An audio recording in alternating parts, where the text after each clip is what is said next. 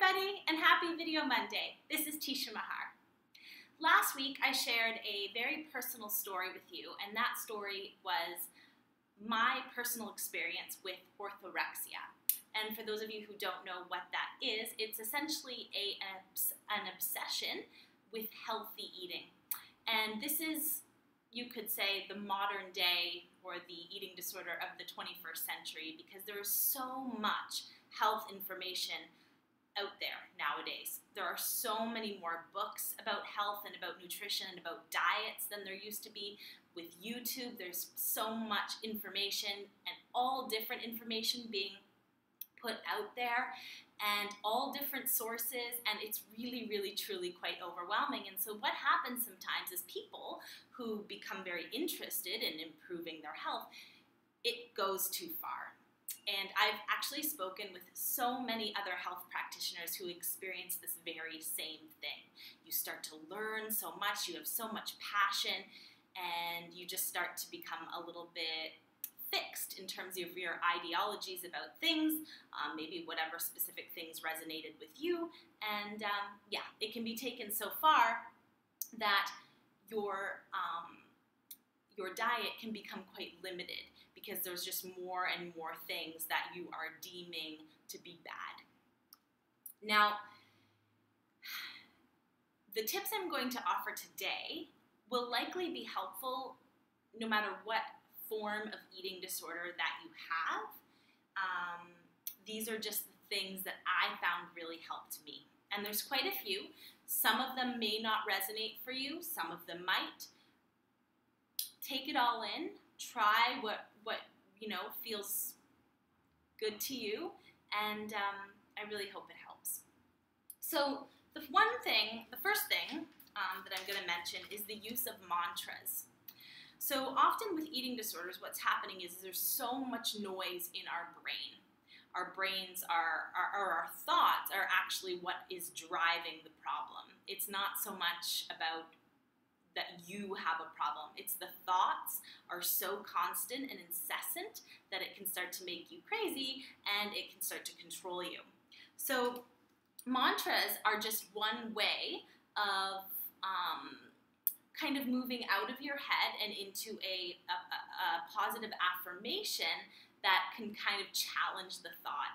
So there are millions of mantras. You could write your own. You can use pretty much anything.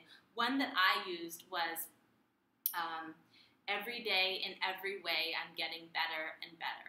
Every day in every way I'm getting better and better. And while I was going through this journey, I just kept saying that throughout the day, whenever it occurred to me, just to remind myself that it was going to be a process and that I couldn't expect to come out of this overnight. Another thing I did is, this is an example of one, and I still have this in my view most of the time. And the other thing is quotes. So you can take quotes that you find encouraging or that are very, grounded in reality, because again, whatever is going on in your mind, it's not necessarily true.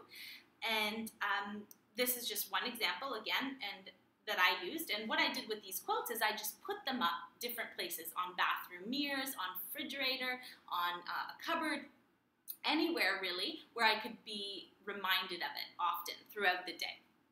So this is just an example. Between stimulus and response, there is a space.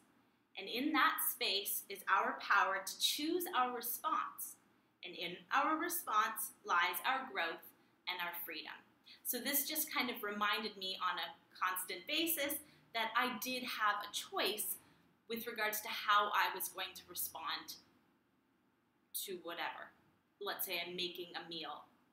I had a choice on how I was going to approach that. I could go into my rigid way and keep things very, very, specific and limited and all that, or I could choose to step out of that. So this type of thing helped. A few other things that were really helpful are a book called The Yoga of Eating.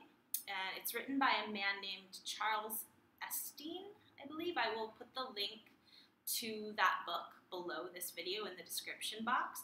And that book is really, really great for just stepping outside of all of the dogma and really looking at food for what it is. It is our fuel. It all has a place. It all has a relevance, whether that's for energy or for providing specific nutrients, but it really kind of just clears through all that noise. So that's a great book. Another thing that was amazing, another book, and what I did is I got this one on audio. So I downloaded it like an audio book. And it was great because I walk a lot. I love to walk. It's like a meditation for me. And so I would walk and I would listen to this book over and over. And because this is what you have to do. You have to retrain your brain, retrain your thoughts. And this is what all these things are about. So with this book, it's a great approach that this person used. Again, I can't remember the author, but I'll post it below. Basically what it is she was explaining that your eating disorder is sort of like an ex-boyfriend, an evil, rotten ex-boyfriend. So the book is called Life with Ed, and she's basically using the boyfriend as a metaphor for your eating disorder. So it's like this crazy ex-boyfriend in your head that keeps making you feel like you're not good enough, that you need to do all these specific things. And basically the approach in the book is that it teaches you how to talk back to Ed. So you hear a thought, I can't eat that because that causes cancer, or I can't eat that because that's going to make me fat, or I can't eat that because that's going to impede my flexibility and that's important to me. Whatever it is, you learn to speak back to it. So you would notice the thought and you would say, F you, Ed. And I would it was crazy. I didn't do this in front of people, but I would do it right out loud when I was alone and I was noticing it happening. And this really helped me to start to recognize those thoughts, because those thoughts are not you. So when you hear the thought, you would just speak back to Ed. I'm not listening, Ed, or I'm sorry, Ed, but you are wrong, or you could curse, you could swear, you could scream, do whatever you need to do to stand up to that thought. So that's a really good one. That was great for me, that book. Yeah. So each of these kind of I brought in for a month or 2 months, and then I would add something else, and it was just like a process like this. I also did a lot of listening to people like Byron Katie, Eckhart Tolle, Abraham Hicks, all of these authors and speakers, spiritual speakers. It's all the same premise. It's challenging your thoughts. It's learning to be in the present. It's learning to focus on manifestation and on what you really want. All of them have a different approach to essentially the same thing. Super helpful. So I highly recommend that. I got a lot of tidbits out of that, and I still do. If I'm at home and I'm having a night where I feel really anxious, I just put Eckhart Tolle on and listen to him, and it calms me right down. So check out those. Again, I'll write each of those in the description box.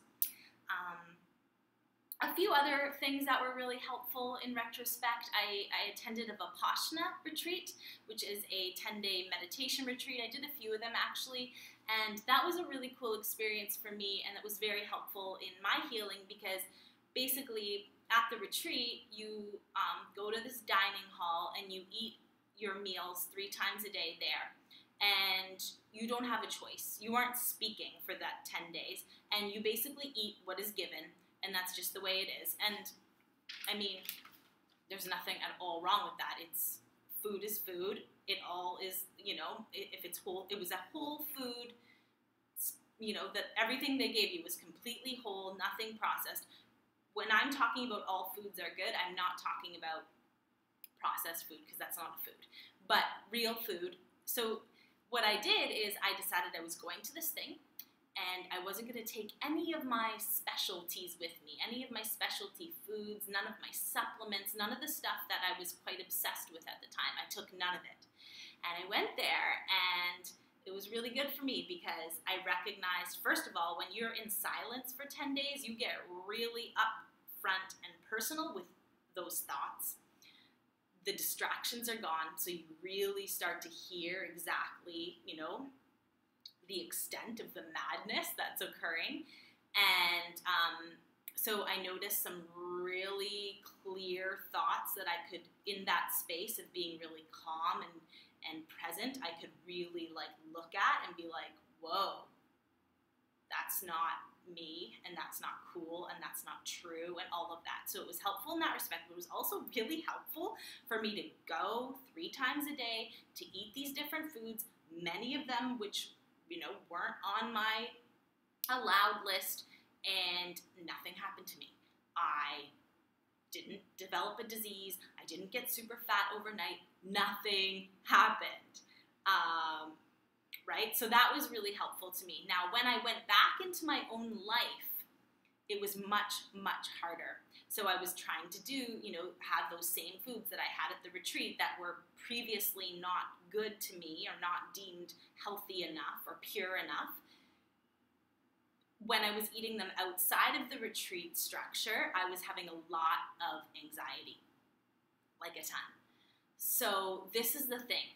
With eating disorders, often people think, oh, you just need to go to a facility and eat, you know, let them force feed you all these things. No, not for me, because I have had my whole life under like this really strong underlying anxiety problem. And so for me to just start throwing in all of these other foods that I didn't eat before was really causing a lot of stress and a lot of anxiety. When I was in control of everything, my anxiety was good. But when I started to let go of that control, that was my tool, right? That was my way of feeling in control, when really we're never in control of anything in this world, but that was my tool. And when I was starting to take the tool away from myself, the anxiety was real, and it was really bad. So what I did to deal with this once I was out of the retreat and realized, you know, okay, I want to keep working with this, but I got to do it in my own way, and I need to do it slowly.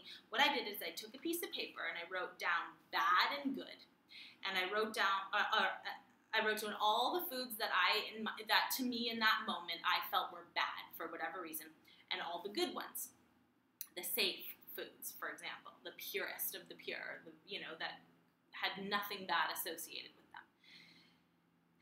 And so what I did is I tried to take one per day on good days, or one, sometimes it was really slow, like a couple a week. I felt it out based on how I was doing, how I was feeling that week, how much control I felt like I could give away. And for the longer I did this, the easier it became. But at first it was really challenging. But I just started to challenge those foods. So I would bring in something and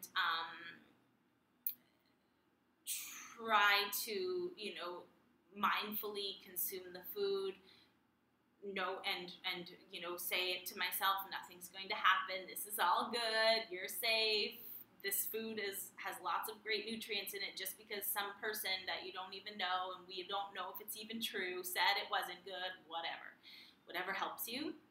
So just start to like incorporate more things. Now, at one point, now this is, I think, pretty important to say. At one point, I started to test some processed things. And now this is a body that hadn't had any exposure to anything processed for maybe 10 years. I had basically turned my body back into that of like a baby. I was so sensitive to things, and I hadn't had any of those chemicals or preservatives or this or that. And so when I would test something that was processed, because I thought, you know, at some point in my life, that's a goal of mine. I'd like to be able to be at a party and eat a potato chip and not freak out. And I wasn't at that point. So as I started to test these certain things, processed things, I would feel really weird. Like I felt like this urge to almost like binge. I felt like a lot of like hyperactive because it was affecting my blood sugar, and I had very, you know, fibrous blood sugar balancing kind of foods for many, many years. So this was a whole other thing, and I had what helped me in this case is to recognize that, okay, these things are affecting me this way, and I was, at this point, I had done a lot of work, and I was clear that this wasn't in my mind. These things are affecting me like drugs, And so even though I really want to be inclusive of all kinds of foods, these kind of aren't foods. So I was okay to not go into testing chips and Oreos and ice cream and all this stuff that, I'm sorry, in my opinion, it's not real food, and we can do without it. Now, if you really want to be able to enjoy that, and I feel the same way, I'd like to be able to, have that type of, you'll get there is the thing. Like, it's a journey. I can do that now, and I have done it at times, and it doesn't cause me that same bitch thing, but you need to be really far along before you go there if you've had this problem, because you've likely been consuming really pure good stuff, and that's great, but you're going to be more sensitive to it. So please be aware of that. Don't make yourself, start eating Skittles. It's not going to help. Your blood sugar is not going to be able to handle it likely. The insulin response is going to be too much, all that. So just, again, baby steps. Okay. Almost to the end here.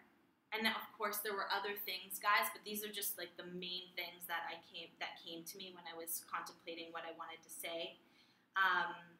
Of course, some support people. So my family have always been a wonderful support. They were really incredible in that they could see what was going on. They could see that I was taking it all too far, but they were really incredible at not making me feel like an idiot for it. I think that they could very clearly see why this had happened and that it was my process. And so they were incredibly supportive, actually. And when I would at times bring this up with my sisters, they were so incredible. And my mother, at not judging me and making me really feel like, they would offer suggestions, and some of them weren't things that I felt like were appropriate or things that I could do, but they were never judgmental about it. And they always just loved me unconditionally and consistently no matter what. So that was really helpful, of course. And also I have some amazing, amazing friends who, same thing. And it's really important to have some people that you can talk to about what's happening with you, because it can make you feel really alone if you don't. So that could be a support system, like you could go to an eating disorder clinic or something. That didn't feel good to me. I really felt like I could handle it on my own, but there's no shame. It's actually great to have a group that you can go to and you can share and you can hear other people who are going through that same thing.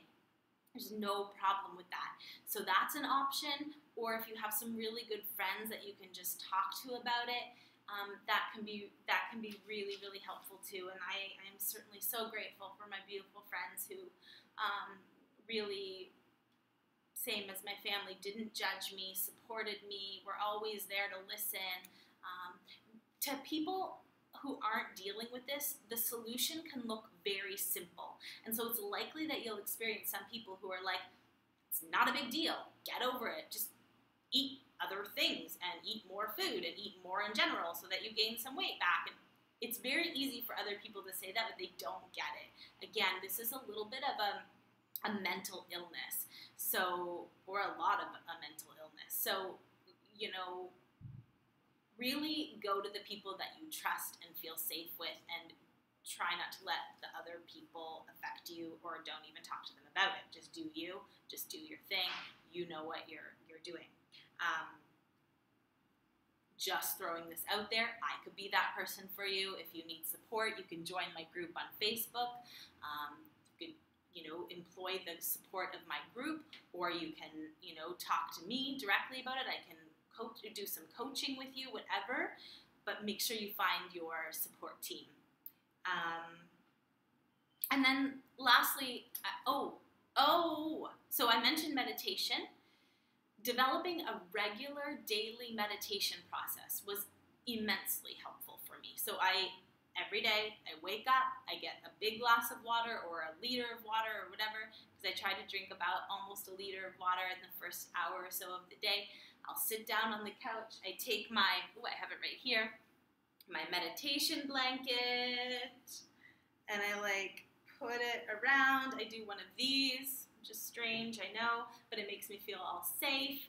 And and in a good space. And so I do that, and I do my meditation every morning, and I'm going to be teaching you guys the type of meditation that I do at my retreat. So if you come, you'll learn that. But doing my meditation every day really, it sets you up with a sense of calm, and it sets you up with a sense of, it sets you up with a quiet mind. So the mind is so noisy, right? It's like the most yang place in the universe. Constant thoughts. And by starting your day with meditation, you start the day without that noise.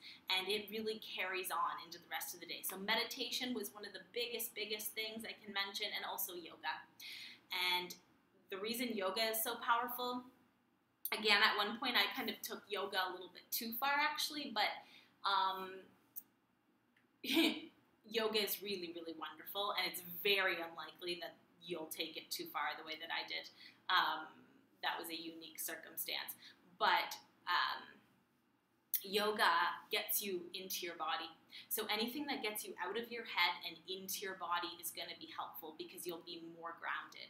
So that could be walking, but without necessarily a lot of noise, like walking and just focusing on your breath. Walking can be a form of meditation. You could do that. Maybe it's running for you. Maybe it's playing a certain sport. But things that get you in your body will help. Don't just, be with your head all day long. You'll go crazy. So as always, guys, I hope this has been helpful. I'll put the information down below about those specific resources that I mentioned. And again, utilize the group for support. Reach out to me if you need some personal advice. And if you happen to have some physical things going on because of this, sometimes with eating disorders, as they progress over time, there can be physical things that happen. For me, it was hormonal. I was having issues with not getting my periods regularly. My hormones in general had become very suppressed. And this was a separate thing. So lowering my stress and becoming more balanced and eating more things helped. But it took another level of that, gratefully to myself in this way. This is one way that all of that knowledge is really helpful. I have learned so much, and I'm able to help other people with it too, but I was able to help myself. So once I got my mind good, I was able to, sit down logically and think, okay, if a client came to me and they were having this problem, or they showed me their lab work and it was reflecting what I have, what would I say? Or what would I recommend? And I created a plan for myself the way that I did my clients, and it worked. It didn't work quick. It took time, and I was doing it along with these other things. I was incorporating specific herbs. I was eating specific foods to help balance things out. I was doing all kinds of stuff, seed cycling, but it worked, and I am now, very regular, like clockwork with the moon and everything. And so I was able to reverse it. And at the time, there were many doctors saying that I had to go on the birth control pill. It was the only way I was going to relieve myself from the symptoms. It was the only way I was going to get my hormone levels back up, etc. And I was not buying that, of course, for a minute, and I was really determined. And that's the other thing, guys. You have to be determined. You have to know that it is possible to overcome this, because it is. It takes some work to bust yourself out of that prison, but it's totally possible, and I'm proof of that. So you got to know that, and you got to be determined, and you got to fight for it, and you'll get there. Have a great week, as always, and thanks for watching. Bye, guys.